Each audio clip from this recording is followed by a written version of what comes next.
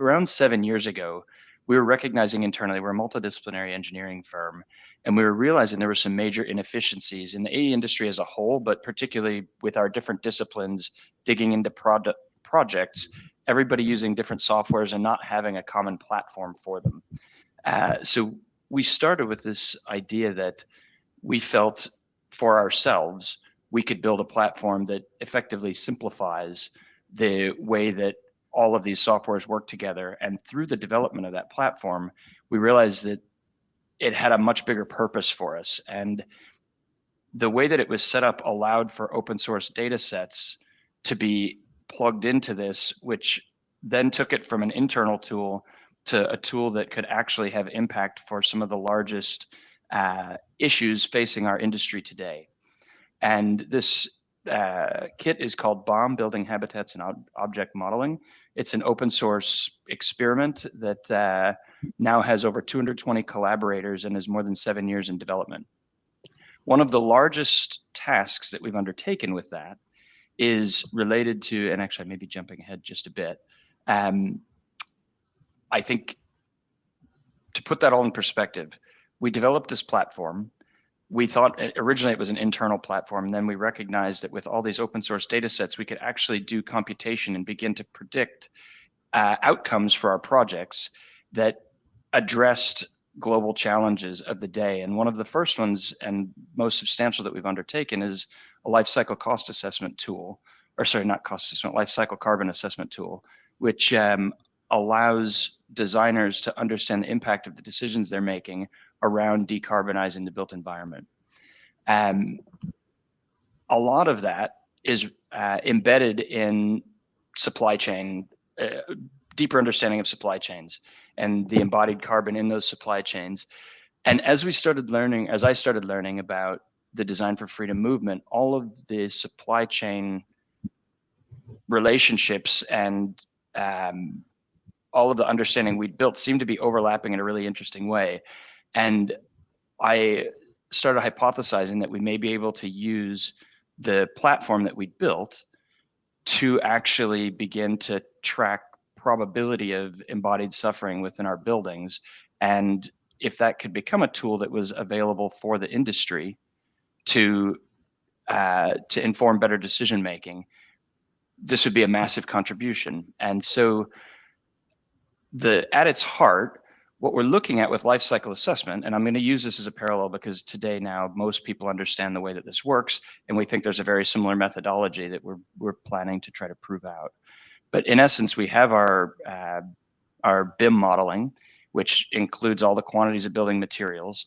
We have some global warming potential for each of those materials, and then on either a material basis or a whole building basis, we can begin understanding at a deeper level very quickly the impact of design decisions we make as it relates to climate, as it relates to decarbonization and supporting reductions of global warming.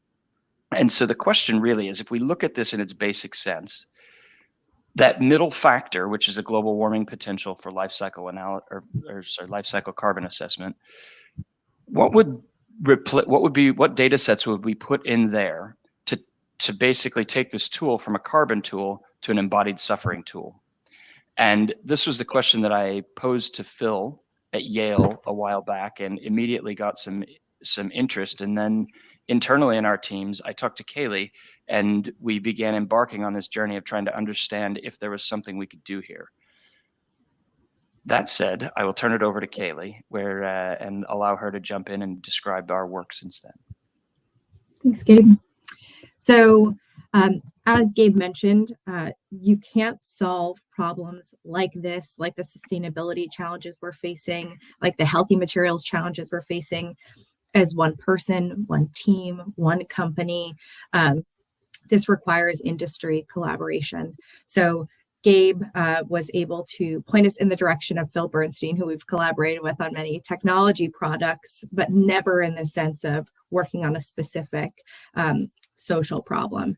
So we've paired with Phil, who's a well-known architectural technologist and academic, along with ourselves having open source software credibility. It's not something that many AEC firms can tout. Most people have their code kind of snuggled away in different tools that they don't share outwardly, but that's something that we have had for the last 4 years.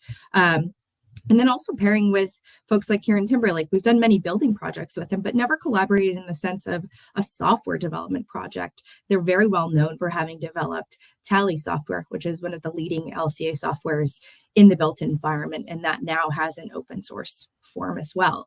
So really pairing together with groups that are like-minded, but have different skill sets in a sense. So we've embarked on this research project together. The first question being, can designers use a new method to remove forced labor from building supply chains? And what would that look like? So we have embarked on a process, and we'll walk you through the time that we have dedicated to this and then what we're looking ahead to. But our hypothesis is, if we develop a methodology using the data sets that are available, we certainly can empower designers to make more socially sustainable choices on their materials in their buildings. Although there is a risk of measuring risk. And I think that's something that KieranTimberlake is very well aware of in all of the research queries that they take on in their research practice. And it's not something that we're used to in the software development space. So again, a really nice marriage of skills there. But we do need to be careful in making these measurements because there are so many socio-political factors at play here, and making sure that you actually are receiving data that has fidelity, that is actually accountable for workers' voices and actual human conditions happening. So the research phases and what we've taken on in this project so far. So starting in August, we embarked on the formal research project with KT and Yale. That was establishing our study questions, figuring out what resources were available to us, and then each of us sharing our previously completed research on the topic. We then started to sketch out that methodology and pulling together all of our data resources. So Yale has provided a great research assistant to help with the project and procuring all those data sets that we have available, sketching the first draft of the methodology. So we do have a proof of concept that we're working with and that we're very excited about. However, we've identified many technical challenges with that I'll walk you through.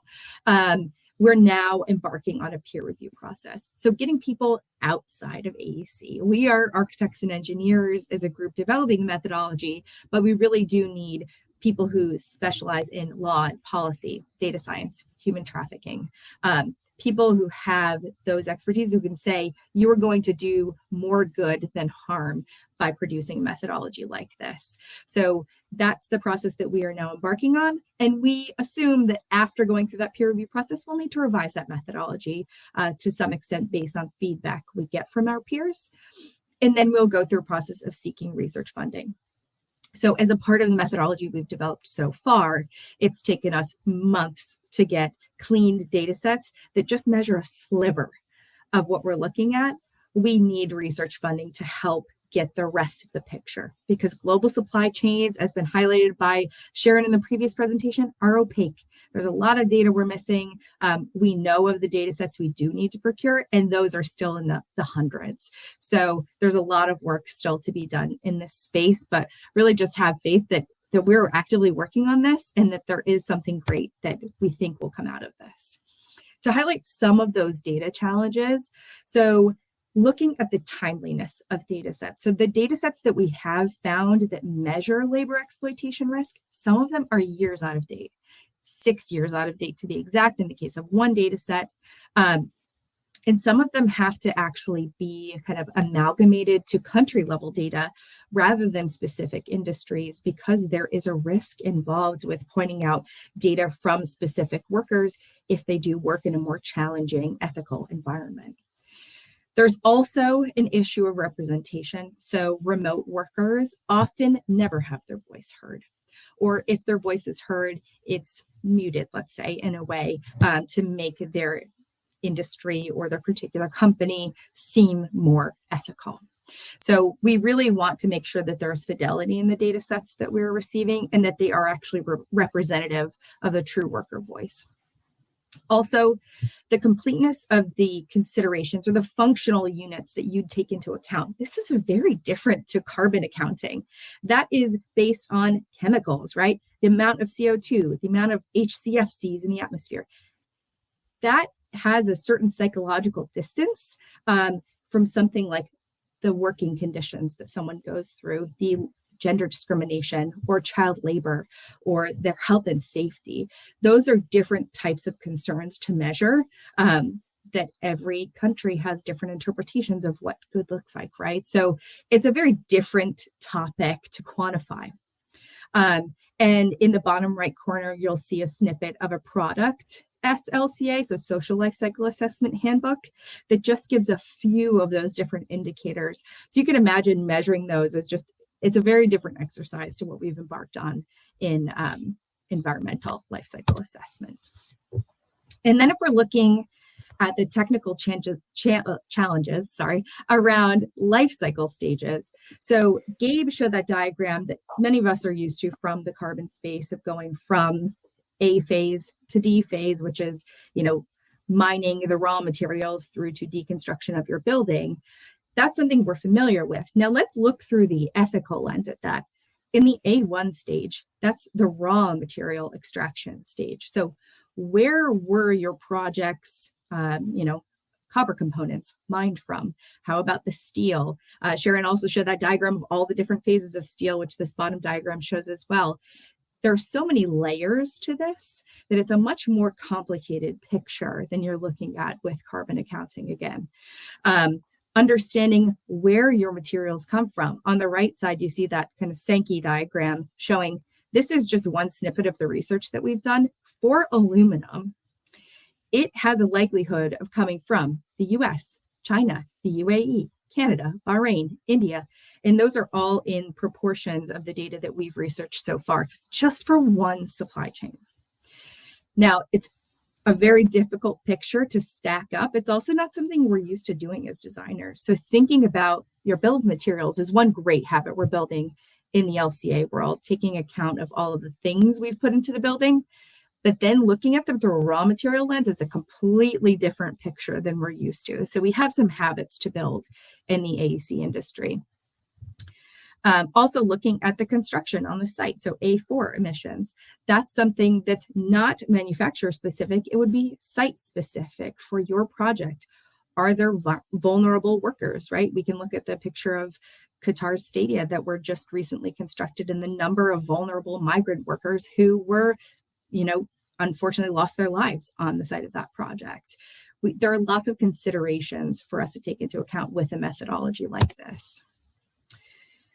So some areas for further development that we can't control in AEC, but we are hoping to see in the industry as a whole is better data that is more current and more comprehensive. So having updates to those data sets that we've seen, we've had the opportunity to speak with some of those data providers, and they're coming out with 2022 versions of that data. So that's a great move for us to see. Having engagement with workers and their organizations. So we're working with someone from KieranTimberlake who has on the ground experience working with vulnerable populations for fair trade organizations. So it's amazing to have that more psychologically proximal experience that we don't often get in AEC. Also looking to policymakers to uphold those statements that they've made about, banning or outlawing forced labor. We know that that's not the case today. And what do we need to do from a policy perspective to make sure that those standards are upheld? So some of the anticipated outcomes for this, considering the technical challenges, we still believe that we can create a methodology that will demonstrate the techniques that are necessary for a robust methodology in this space. And some of the parallel use cases, if we're just looking to LCA as a kind of guidepost, something like an environmental product declaration being created would be a great first step. So having something that is ISO verified, that we can trust as a reporting mechanism, that would be one great step. Being able to compare one product to another, that would be a great second step. And then being able to compare one scope of the project to itself. So one of the missteps that LCA has made is they said, okay, structures are the most mass in the building, therefore it must be the most carbon. We're now realizing that that's not necessarily true. Something like refrigerant in a very small quantity actually has just as much impact as thousands of tons of a structural slab. So we need to be careful in those kind of broad strokes comparisons and saying the most mass equals the most risk. That's a study question that we have on the table. And then hopefully getting to the point where we can compare one building to another and creating robust benchmarking data sets to really understand what does good look like, because zero may not be possible as we're discovering in the carbon space. And there is no buyback for human conditions. So I think something like a carbon offset system, that doesn't apply in the ethical world. So really thinking deeply about these questions, but we feel really confident and positive about the direction that this particular research project is going in.